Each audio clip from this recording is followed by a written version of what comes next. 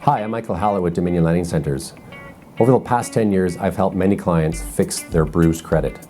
I can help you too. If your credit has been bruised over the past few years and you're wanting to secure a mortgage, it's best we talk first and work out an action plan and put it in place for you.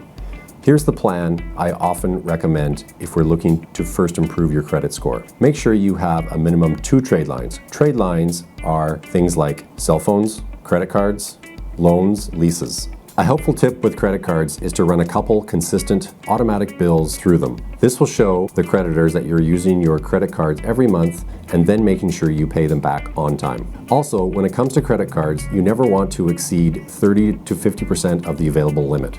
So, if you have a credit card with a limit of $5,000, you never want your balance to exceed $1,500 to a maximum of $2,500. Over a period of months, I've seen credit scores improve drastically when taking this approach. Once your credit is stronger, you can then begin phase 2 of our plan and find the perfect mortgage that fits you and your lifestyle. Whatever the reason for your bruised credit, let's talk first and make a plan to correct it.